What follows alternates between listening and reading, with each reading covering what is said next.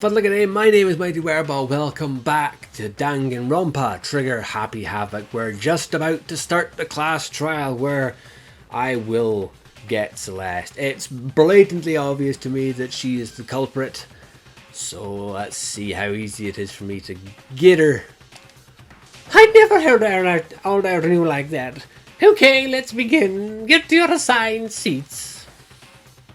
And so the curtain opened once again.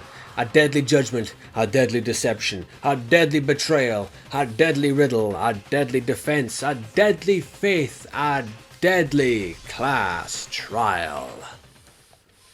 I know I could have saved it at that point, but it was too good not to end where I did. Okay, skills. Do we have any new ones?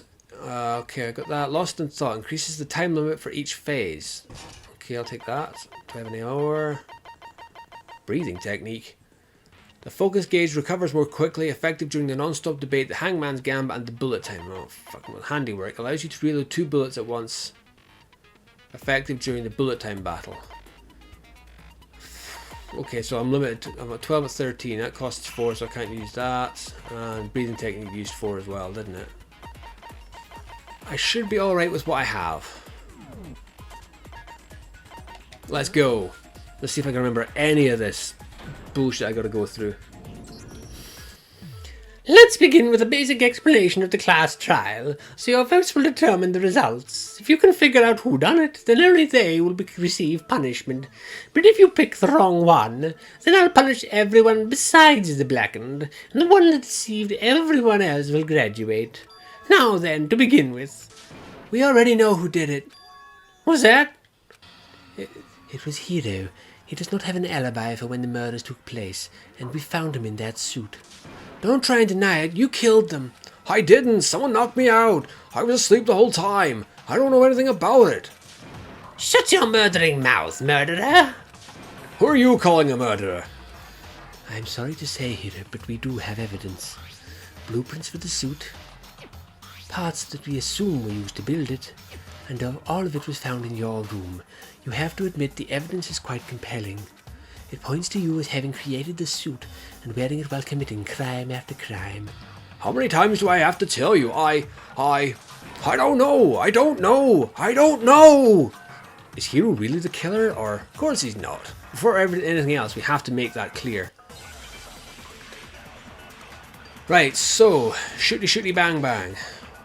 Yeah, that's a Hiro's message. Everything we found in your room.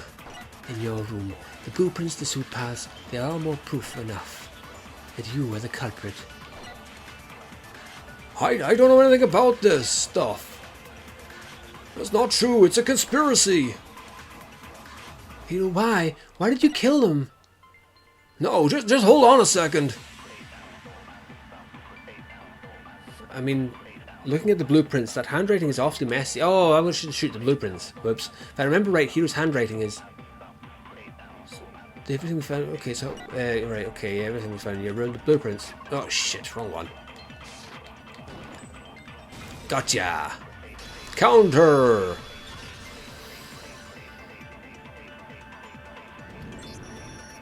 Are we sure Hiro really made those blueprints? What do you mean? Well, take a look at this. It's the note that Hiro wrote asking everyone to meet up after Alter Ego disappeared. The handwriting's obviously different, wouldn't you say? When you compare it to the blueprints. There's no way you could think the same person made both of them. Unless that person made it a point to disguise their handwriting. No, the differences are bigger than that, I think. Come on, I'm not smart enough to think of trying to change my handwriting anyway. So Makoto, are you saying you don't think Hiro's the culprit? And he's not the only one. I think Hiro is innocent as well. What? Then who was in that Robo Justice suit? Is it like Hiro said? Was there really someone running around in a second suit? The suspicious individual hidden within the suit. Go ahead, Makoto, tell them who it was. And of course, he passes it off to me. So, who was in the Robo Justice suit? The suspicious individual in question. The one that must have been in the suit. The Illuminati. It was Hiro, but he was unconscious, he didn't know it. Other than Hiro, I can't think of anyone else it could have been. Obviously he was the one in that particular suit, and we never found any kind of second suit. Then there can be no doubt, Hiro is the prime suspect. That doesn't make any sense. You just said Hiro didn't do it.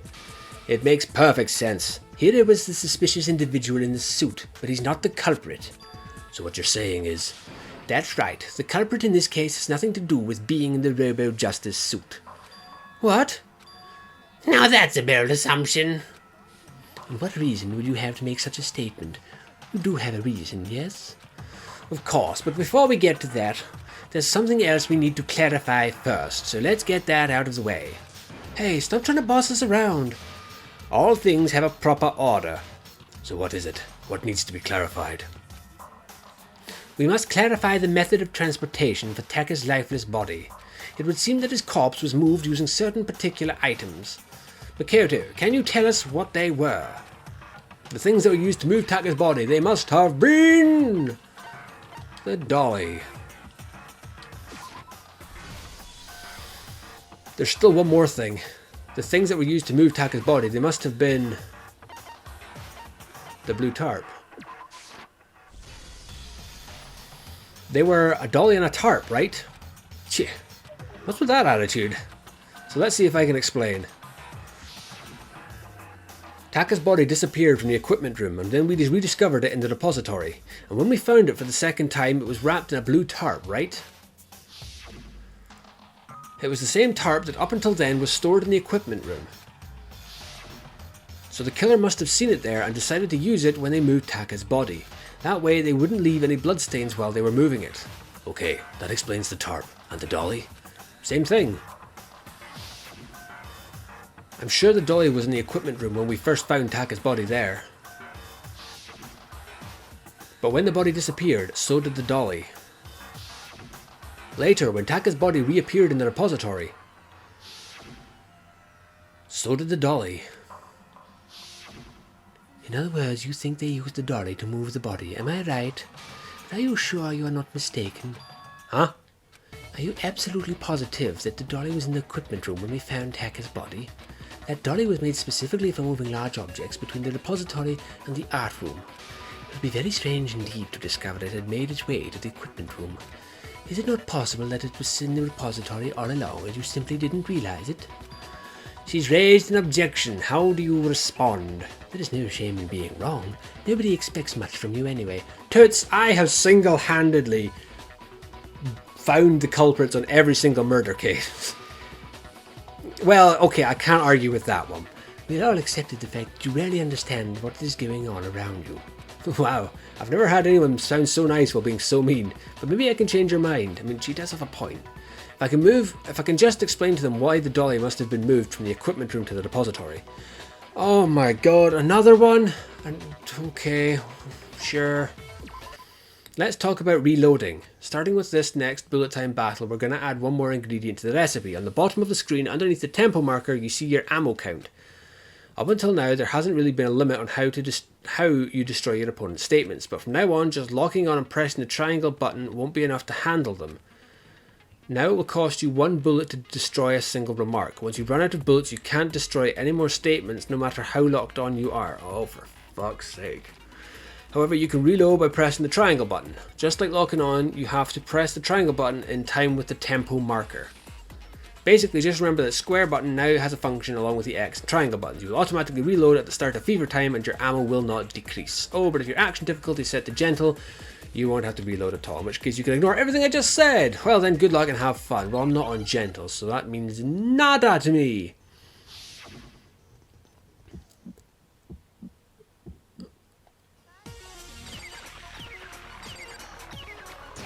Ah.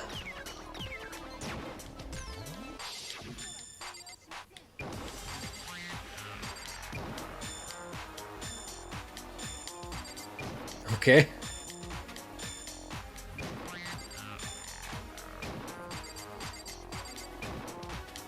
I think I got this.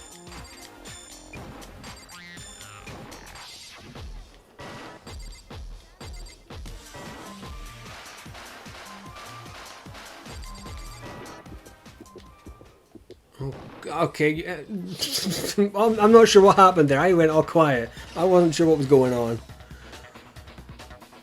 Okay. If you're asking for proof that the dolly moved, I have it right here. When I found the dolly in the repository, one of the wheels had a blood stain on it. There was a pool of blood in the equipment room with a tire mark in it that matched the dolly's wheel tread. The killer probably rolled the dolly through the blood on accident as they wheeled the body out of the room, and as the blood dried on the tire, they moved the body to the repository. So there's my proof that the dolly was used to move Taka's body. Jeez, did Celeste really hate me that much? No, it's because you just poked a massive hole in her logic and now she's on the ropes. Well, anyway, that was just something we had to get out of the way. Let's get back to the main subject. Yeah, the subject of how Robo-Justice didn't do it. Because if it's not a killer robot, then what kind of robot is it? I'm not sure that really matters. I'd be happy to explain why the occupant of the suit couldn't possibly be the killer. If you look back on how the body was transported, it will become immediately obvious. We couldn't bend down in it. If I look at how the body was moved, it'll be clear why the person in the suit couldn't have done it. What does he mean by that? Okay, make your argument. Robot Justice costume. As we know, Taka was killed in the equipment room. And from there, the body was moved to the repository, correct? Yeah, the body was wrapped in the body in a tarp, and then loaded it onto the dolly and weirded it off, right? Ah, shit, no. Oh, God, I pressed the wrong button. Now, keep in mind that the dolly doesn't have a handle. I keep pressing the wrong buttons. Well, yeah, but even without a handle. Here it comes. All you'd have to do is bend over. Bend over? Ha! You fool!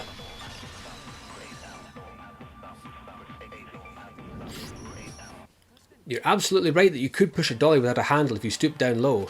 But if you were wearing that suit, do you think you could actually get into a position like that? Well, what do you mean?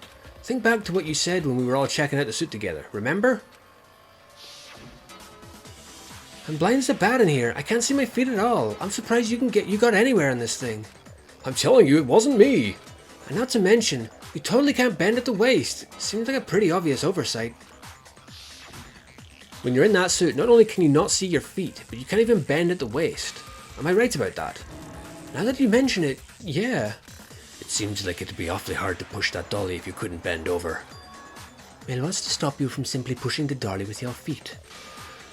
When you can't even see your feet? You really think someone could kick the dolly all that way? Yeah, it'd be totally impossible. Not that I can say for sure myself. On top of that, if you're wearing such a rigid, cumbersome suit, it's very unlikely you would have the dexterity to go about wrapping the body in a tarp. Well, I mean, isn't that just a matter of taking off the suit when you're ready to move the body? There's absolutely no chance that the costume was taken off to move the body because you can't take it off by yourself, hen. I don't think taking off the suit was an option, if you remember. I don't know what's up with this thing, but I can't actually get it off. A little help? Why would you make something that you can't take off by yourself? I didn't make this stupid friggin' thing. There's a clasp on the back that's keeping you from getting it off. It looks pretty sturdy. I don't think you can get it off on your own. We don't really have a choice. Let's help him. That's true. It seems impossible to put the suit on or take it off without help. Then, you really can't take it off by yourself? Hiro wasn't just making it up? Of course I wasn't making it up.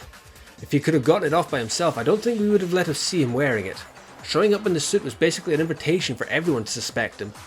Yeah, that's right. So, it really true that Robo-Justice couldn't have moved the dolly? To be clear, whoever did move the body, it couldn't have been Hiro in the robot suit, correct?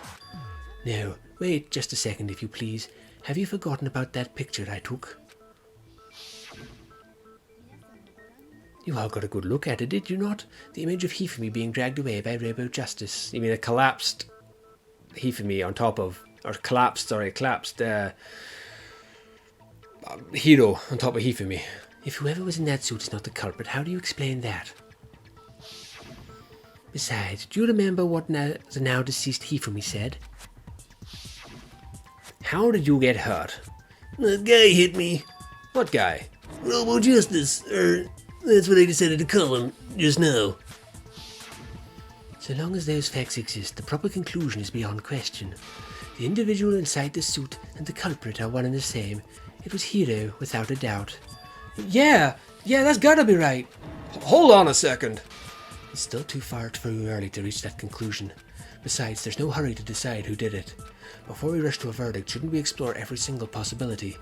Instead of seizing on one viewpoint, the truth is uncovered by analysing things from every angle. Perhaps, but where do we go from here? Let's review the series of unfortunate events from the beginning. Maybe we'll uncover something new. What a pain in the ass. I don't disagree, but our lives are on the line. If this is what it takes, we have to do it. Plus, maybe we'll get to find out where the heck Kyoko was when everything went down. Alright then, let's take another look back at what happened. I suppose we could start with this morning. 4 of us gathered in the dining hall. Makoto, Hina, Kyoko and myself. We waited there for quite a while, but nobody else showed up, so we went to look for everyone. That was around 8 a.m. And as soon as we split up, Kyoko went missing. Soon after that, Hina found Celeste in the rec room and quickly came to get Makoto and me. It seems I was unconscious for about an hour after I was attacked by my mystery assailant. I knew it was an hour because I remembered being attacked a little after 7. That was when we saw Celeste's picture and discovered that her assailant had been wearing a strange costume. As it turns out, it was Robo Justice. It also soon became clear that this same Robo Justice had abducted Hifumi. We were soon joined in our search by Byakuya and Toko, and then went on to find Hifumi in the library. He was injured, so we took him to the nurse's office and resumed our search for the suspect, but not long after leaving the nurse's office. What's wrong? I saw a shadow. Something moved at the top of the stairs. When Celeste told us that, we decided to split up and search the 2nd floor, and soon after that, I saw someone moving around on the 3rd floor, and I yelled out to everyone as soon as I did. Celeste, what's wrong? That was a rather intense scream for someone like you. I saw him, the strange costumed man. He ran off as soon as I screamed. I was blocking the stairs, so he headed further down into the hallway and disappeared. And then... Huh? What was that? That came from downstairs. It must have been... Hifumi, he's in the nurse's office. This is bad. Come on, we have to go back. At that point, we decided to divide up into 2 groups. Celeste, Hina and I went back to the nurse's office, while Sakura, Byakuya and Toko chased after the suspect. When we got back to the nurse's office, we found Hifumi dead, and that's when we heard the body discovery announcement. I left Celeste and Hina there and headed back to the 3rd floor to let the others know what had happened. Meanwhile, we had just discovered Taka's body in the equipment room. We must have found both bodies at almost the exact same time, because we heard the same announcement not long after we discovered his body. And that's when I told you guys about Hifumi. Then the 3 of us headed for the nurse's office, but right after we left the physics lab, we ran into Celeste, who arrived for us, and she told us something very surprising. Hifumi's body has disappeared. We rushed back to the nurse's office and saw that she was right. Then we remembered we'd left Toko passed out in the equipment room, so we hurried back again. This can't be happening. Are we hallucinating all this or something? But when we got there, we discovered that now Taka's body had also gone missing. Next thing we knew, we were searching the school for 2 missing dead bodies. After some time, Celeste informed us that she'd found the bodies and we all headed to the repository, which is where we'd rediscovered the corpses. I think that about covers it. I see. The whole thing sounds exceptionally complicated. It certainly seems to me that these are not simple series of connected events. Okay, well, if that's true, then what? Rather than a single series of events, I think we have to consider each murder a separate situation. And from there, we can uncover the contradictions surrounding all of them. Now then, let's get started, beginning with what happened to Taka. The contradictions hidden in what happened to Taka. In order to uncover the truth of this case, I have to find them no matter what. Taka was dead before she was attacked, I think. So, regarding Taka's death, I wondered if he died before Hifumi. Or perhaps it was after. Are they really related? We already know what order they were all killed in. Taka came last. What makes you say that? Because of the numbering of the Justice Hammers. It's true that Hifumi was killed with Justice Hammer 3. Taka's death came from the swinging of Justice Hammer 4. See, so it's obvious Taka came after. So I've got to shoot the Justice Hammers were numbered, but were they really used in that order? Regarding Taka's death, died before Heathmead, after, what order, what does it mean? That, Taka came last. What makes you say that? The numbering. Shit. Oh, I bounced off the fucking... God damn it. Well, that's annoying. Try it again then. Stupid thing. Taka came last. What makes you say that? Right, this time I'm ready. Ah, no! Fuck! No, it's not even right. Oh my god. Oh. Need to think one more time. There's be a contradiction in there somewhere. So there's one of these. What was it? Hang on. What was number 3? Right, so it's not that I've got to look for. I've got to steal another one. What is it? If you died before he for me, perhaps it was after. Shit, what number is that? No, wait, how do I steal? Oh, shit, I can't remember. Wait, hang on. Concentration, fast forward, weak spots, firing truth bullets, loading truth bullets. L1, right.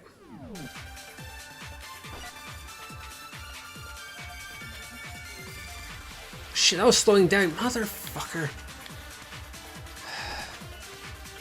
This is starting to annoy me. Where do I press? I can't fucking remember. It was L1.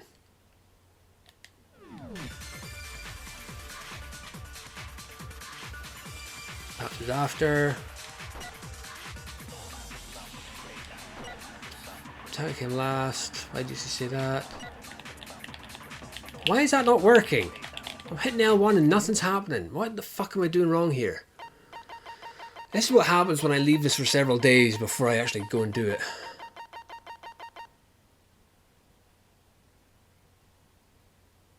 I have to hold down triangle. Right, okay.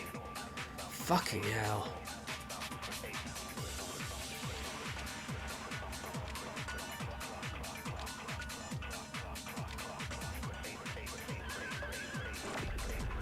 Maybe that's wrong, I don't know. God damn it! I'm bad at this. This is quite frustrating.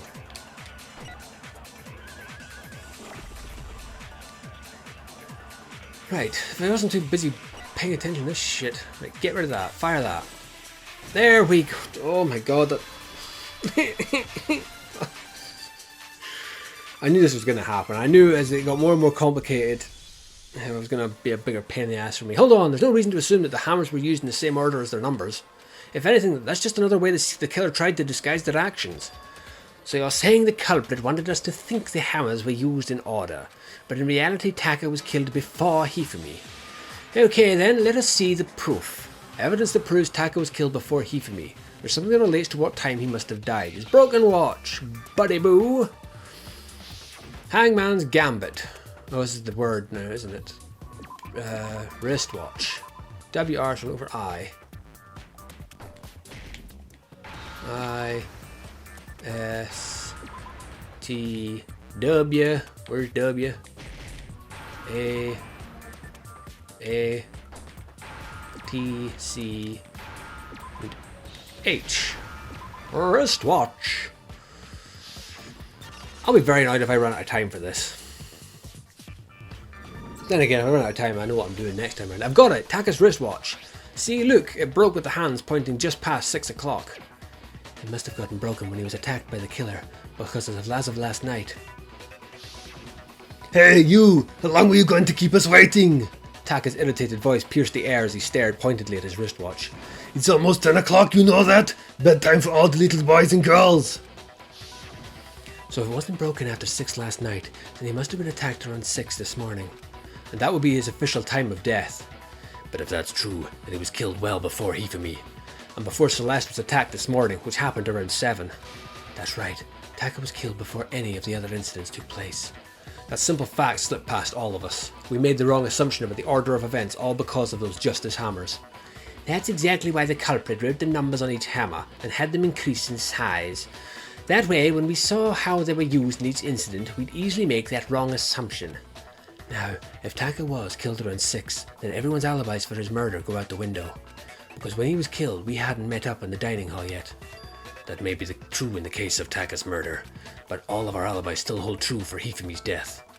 That's right. With him at least we're all safe. Are we though? Huh? Oh, what was that? That came from downstairs. It must have been... Hifumi, he's in the nurse's office. This is bad. Come on, we have to go back. How many times have I said that sentence now? When we heard Hifumi screaming, we were all together, except for Kiro and Kyoko. Then we all ran down to the nurse's office, and that's where we found his body. That's totally true. We're all in the clear.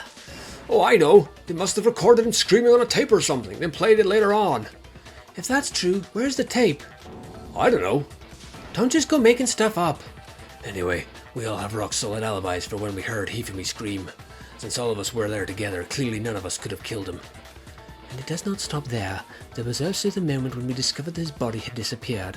When his body vanished from the nurse's office, Hina and I were in the bathroom together while everyone else was in the equipment room, correct? And then there's the disappearance of Taka's body from the equipment room. At that time, we were all gathered together in the nurse's office because of Hifumi going missing. Well, don't forget, I was passed out in the equipment room the whole time. Wait, then what if Genocide Jill did it? She could have dragged Taka's body out there right then. Even if she could pull that off, there's no way she could have done it the same with Hifumi's body. Because, as we just established, she was passed out in the equipment room when his body disappeared. Besides, I didn't do either of them anyway. In other words, it is impossible that any of us could have killed Hifumi or moved either of their bodies. On the other hand, Hiro and Kyoko had disappeared, so they most certainly could have done those things. So what now, Kyoko? For now, we can't get fixated on who did it, or we'll just keep going round in circles. So instead of who, I propose we start talking about how. In particular, I think we need to figure out how Hifumi's body got moved. That's true, we searched everywhere, but we couldn't figure out how to explain his body disappearing. And according to what Celeste said, we could not have been gone for more than a minute or two though. So then the killer was able to get in and move Hifumi's body in that short amount of time? It would seem so. His body apparently disappeared in the 1 minute her and Hina took their eyes off it. But to carry that much weight from the first floor up to the third floor in that short amount of time? Oh man, yeah, there's no way, it'd be impossible. Well, what if I told you there was a way to make the impossible possible? What? How? If the dead body were to move itself. Huh? The dead body moved on its own? No, not another ghost! I don't think that has anything to do with the occult. I think what she's implying is... We thought Hifumi was dead, but perhaps in reality he was still alive. He was alive? He was saying Hifumi wasn't carried out of the nurse's office, but simply walked out on his own. But I mean, we found his body. He was dead. Perhaps he was simply playing dead. Dead. It isn't possible. The idea that Hifumi was still alive. Is it really possible? Well, nobody checked his fucking pulse, so... Christ, broken wristwatch. What's that got to do with the price of bread? Are you saying that when they first found Hifumi in the nurse's office, that there's a chance that he was actually still alive? We're still... No, it is not. It is impossible. Hifumi was dead without a doubt. And how do you know that? And you know that how? Surely you heard the body discovery announcement along with the rest of us. Hifumi's dead body had been found. That one. And that is why the announcement was made.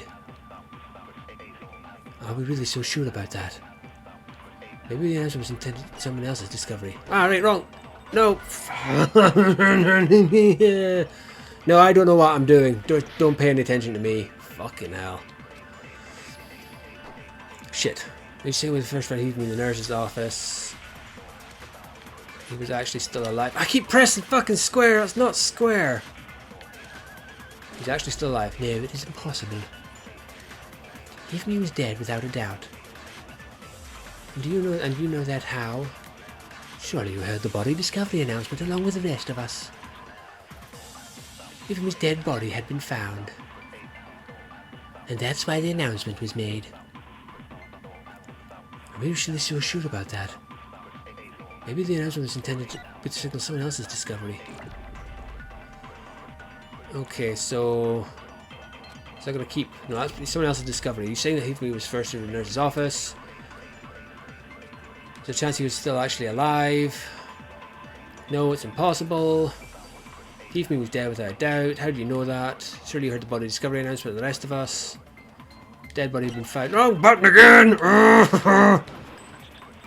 There we go. I'll get there. It might take a wee while and it might show me up for the dumbass that I am, but I'll get there. Was the body discovery announcement that was made really intended for Hifumi? Of course it was. The announcement played right after we discovered his body. Maybe, but that was also the same time that Taka's body was found. That's right. It wasn't long after finding his body that we heard the announcement. So there's a good chance we've made a mistake in there somewhere.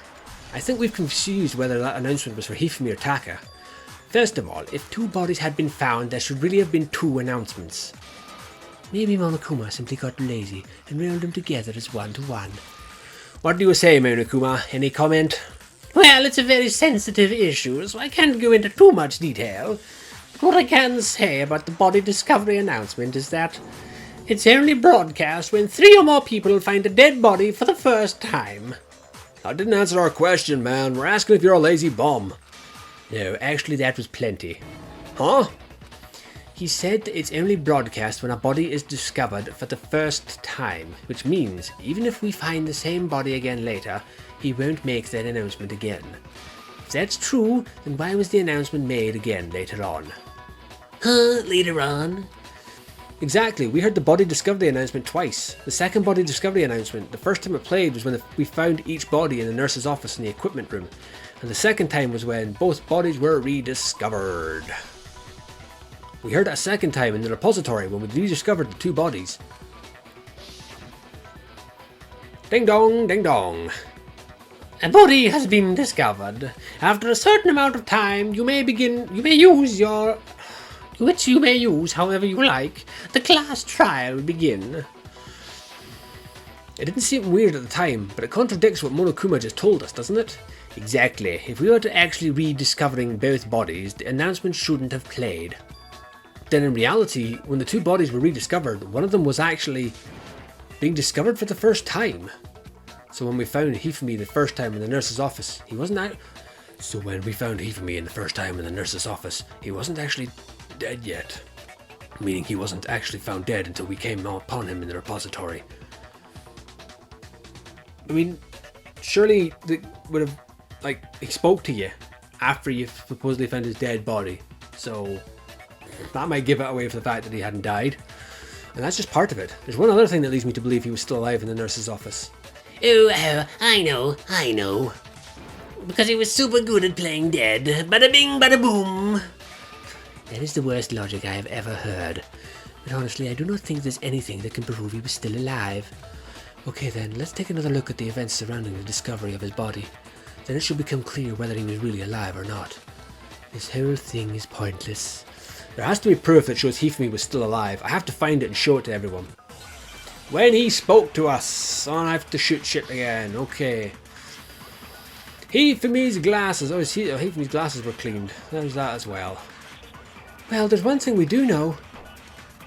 The first time we found Hifumi's body was in the nurse's office. True that. And then, while me and Celeste were in the bathroom, his body just disappeared.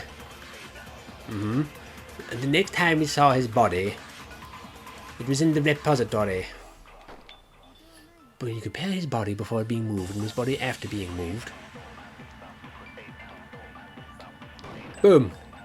Wait. Oh, how it was positioned. God damn it. Shitty balls. One thing we do know, we found Hifumi's body. Boop doop doop doo. Still don't shoot them. Doop doop doop doo. How it was positioned.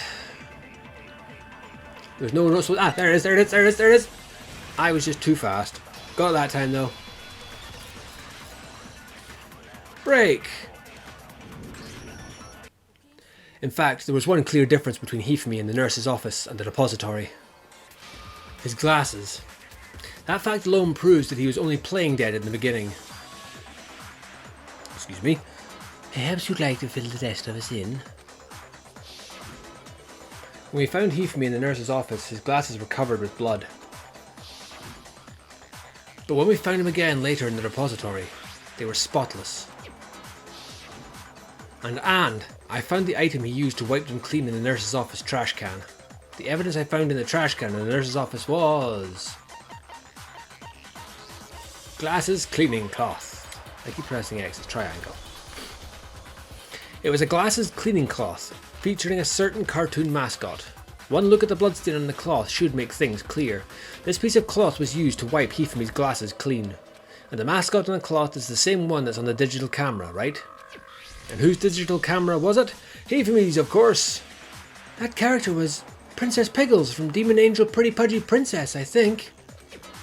I highly doubt anyone but Hifumi would have brought something like this to school. I see your point, and the only people here who wear glasses are. I wouldn't be caught dead using a tacky piece of garbage like that. A few tissues is all I need to keep my glasses clean. Then there's no question, it belonged to Hifumi. So what you're saying is... what exactly? What I'm saying is, the blood on his glasses was wiped away using his own glasses cleaning cloth. Even if that's true, it does not mean he wiped the blood off himself. But who would benefit from a clean pair of glasses other than the glasses' owner? That's a good point. Then it must have been him, right? So let's assume that Hifumi was still alive in the nurse's office. He pretends to be dead, and when he's alone, he wipes his glasses clean so he can see. And he stands up and walks out on his own 2 feet. And with that, the impossible task of moving his copious corpse becomes possible, wouldn't you say? But then, if he was just pretending to be dead, what was with all the blood? Was it pain or something? The fridge in the nurse's office contains packs of blood for emergencies. He probably used one of those. He figured if he was going to play dead, he should go all out, so he just dumped it everywhere. But he got crazy with it and had to wipe his glasses off when he was done. God, what an idiot. That moon behind her, I keep thinking it's some kind of weird banana sticking out of her head. And if Hifumi was still alive at this point, the disappearance of Taka's body is easily explained. It should be perfectly obvious who must have moved Taka's corpse. The one who moved Taka's body was Hifumi. It could only have been Hifumi. While we were all gathered in the nurse's office, he went to the equipment room and took Taka's body. That also explains how the door to the repository got locked. The door was locked? Well, after the bodies disappeared, we all went looking for them, right? So me and Sakura headed to the repository. But when we got there, the door was locked. And the repository door can only be locked from the inside, which means when Hina and Sakura got to the repository, someone was already inside. And it could have only been Hifumi, who had just finished stashing Taka's body there. He convinced us all he was dead, and when he saw his chance, he dragged Taka's body to the repository. So, Hifumi wasn't just another victim in this case, he was one of the assailants. But that means he took part in the murders. I just can't believe it. If you're having trouble, would you like me to show you one more piece of evidence? There's more? Oh, absolutely. The single biggest fact pointing to his involvement has yet to be revealed. You know what I'm talking about, right, Makoto? The item he took off Taka's lifeless body. The thing that Hifumi stole from Taka. Could it be? The note. I keep pressing X. I'm a dumbass. You're talking about the note Hifumi had hidden away, aren't you? Hidden note? That's right, we found it stuffed in his pants. What? In his... pants? Yes, his pants. Okay, well, forget the pants for now. Take a look at what the note says. I found a whole... See now, I'm assuming they mean pants in the American sense, not the British sense, because the British sense makes it sound like he stuffed it in his crotch, or, under his ball bag or something, whereas in his pants could mean in his trousers. So, I don't know. Maybe it does mean the British thing. I found a hole maybe we can use to escape. Monokuma can't find out, so don't tell anyone else for now. Let's meet in the equipment room at 6 AM. Ah, that's the note I was telling you about, the one that told me where to go. Huh? Wait, this one's a little different. In my note it said, Monokuma can't find out, so don't tell anyone else for now. Let's meet in the rec room at 1 AM. I see. Then this note isn't the same one Hiro got. It's not the same? In other words, the killer got in touch with another person besides Hiro. And that person could only have been... Taka. It could only have been Hifumi's pants, because they're a separate entity. That's right, Taka. The killer used this note to draw Taka out and murder him. Hello, over here. Objection, objection. I don't really understand what's going on, but Hifumi had that letter, right? So whoever wrote it isn't drawing out TikTok. They were drawing out Huffy. Just to be clear, TikTok is Taka and Huffy is Hifumi, right? Ugh, yes. Why must you ruin it every time? Man, Genocide Jack is seriously scary, but still, I can't let her get to me. Okay, so we're going for the ripped piece of paper.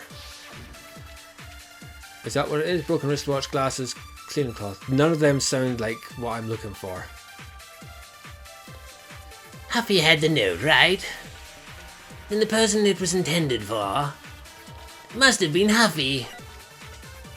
No, that's not. But remember what the note said. What time did it say to meet? 6 a.m., I believe. The time doesn't matter. The one had nothing to do with TikTok. Ah, fuck it. That's. Well, I just completely bloody missed entirely.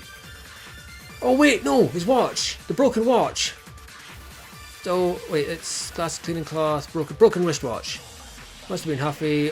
What the notes. No, fucking. Time to see to meet 6 a.m., I believe. That time doesn't matter. Shoot. I'll shoot you and. Fucking. Oh, my aim is terrible.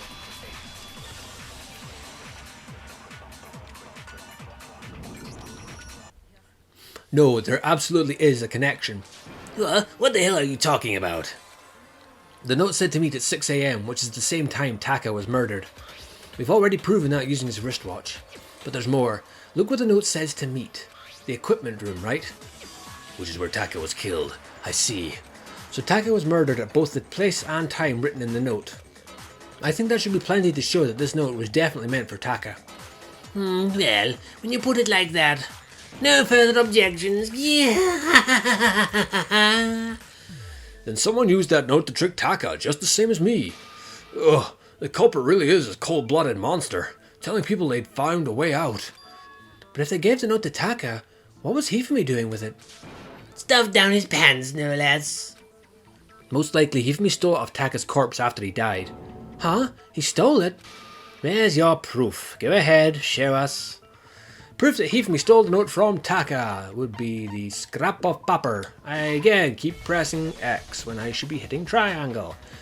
When I searched Taka's body, I saw his lifeless hand was gripping a small scrap of paper. If I'm right about this, the sheet of paper this piece came from is... I knew it. It fits perfectly with the note we found hidden on Hifumi. And Taka's scrap and Hifumi's note. Yep, they're from the same piece of paper. Hifumi had the note meant for Taka, while Taka's corpse still grasped a small piece of that note. There's only one way to explain it. Taka died clutching the note. Hifumi tried to free the note from his death grip, leaving behind only one small scrap. Did I get all that right? That means Hifumi knew the note was important. Exactly, which proves that he was an accomplice in the murder. Whoa! Yeah, after seeing all this, Hifumi was super involved in this whole thing for sure. In fact, he was behind the whole thing. In fact, he's still alive! Sorry, no. When we found him in the repository, Hifumi truly was truly and completely dead. Except that he spoke, and then he died. So when you found him, he wasn't dead yet, because he spoke. The second body discovery announcement proves that. So then, who killed Hifumi? Whoever did is the mastermind, the true killer. He was killed in the repository, so he must have been killed not long after transporting Taka's body. So he must have been killed after Taka's body vanished, but before we found both bodies in the repository. During that time, we'd all split up and were searching for Taka's missing body. In other words, during that time, none of us have alibis. Wait, but me and Sakura were together. Stop trying to steal this spotlight, you stupid walrus. Who are you calling a walrus? Anyway, when they were killed bothers me too, but there's something that's been bothering me even more. And what might that be? The weapon they used to kill Hifumi. The weapon? Yeah, because I mean, according to the Monokuma file, the way Taka and Hifumi were killed was almost the same, with them having similar fractures and all. But Justice Hammer 3 and 4 were still laying around in the nurse's office and equipment room, right?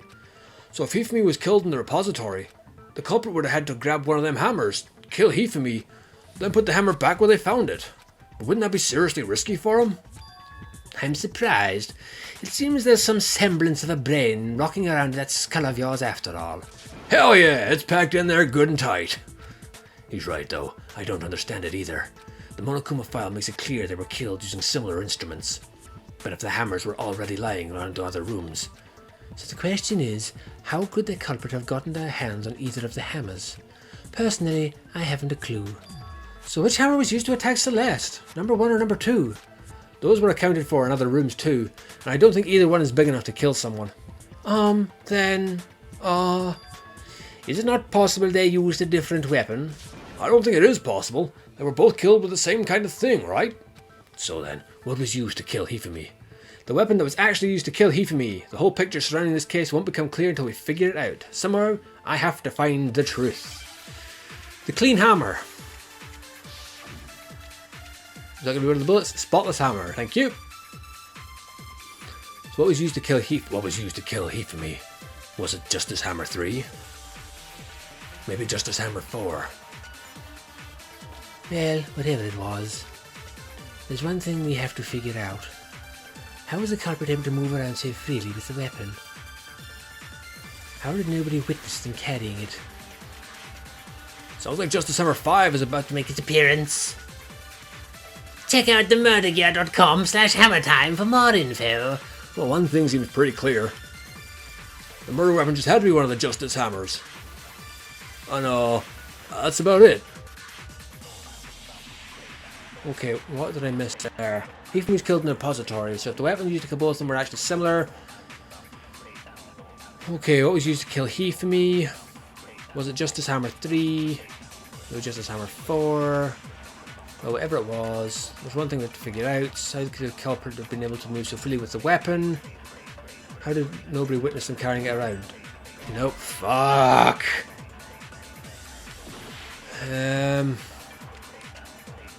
Used to kill Hifumi, Justice Hammer 3. Nobody witnessed him carrying it. Sounds like Justice Hammer 5 is going to make his appearance. Fucking hell. This is bad. What am I missing? Why am I an idiot?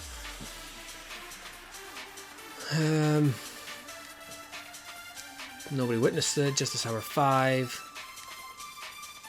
One thing seems pretty clear. What? No. There we go. Jesus Christ. Oh, I think I might fail this one. The murder weapon wasn't a Justice Hammer at all. No, it was something completely different. What? Seriously? A different weapon? No, it's a Justice Hammer, it just doesn't have fucking paint on it. Specifically, a hammer from the repository. The killer could have easily used that to kill Hifumi. Now, all the hammers in the repository were covered in flecks of grit and debris, but for some reason, one of them had been scrubbed clean. Huh? And the reason it had been scrubbed clean was most likely because it was used to commit murder.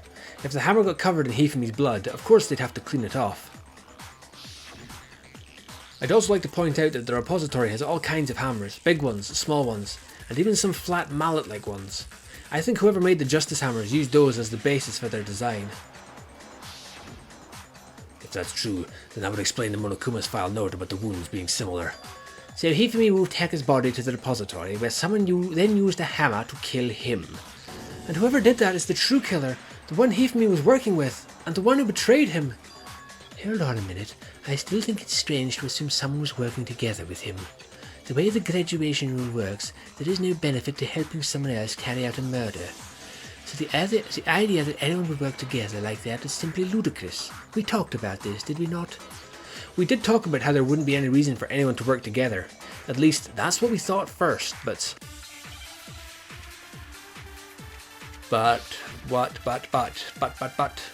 Spotless hammer, well, it's not that clear, I don't think. Based on the rules that have been laid out for us, even if more than one person is complicit in the murder, only the one who actually carried out the act can graduate and survive. Assuming the rule holds true, it is simply impossible that two people work together on this. That is how the rule was explained to us. But that is only really applies to the one murder, right? In that case, however, there were two murders.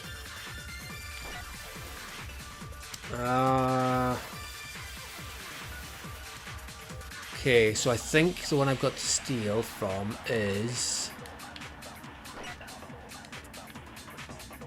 I don't know if it's that one. Oh, I don't know. Fuck. Okay, impossible. What could be impossible? There are actually 2 murders. Right, if I take 2 murders and use it to go against the impossible. I'm just gonna keep taking these when I get the chance.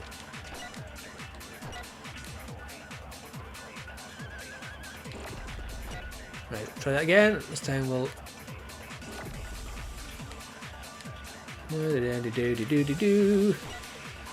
Impossible. It's triangle. Thank you. Got that one right.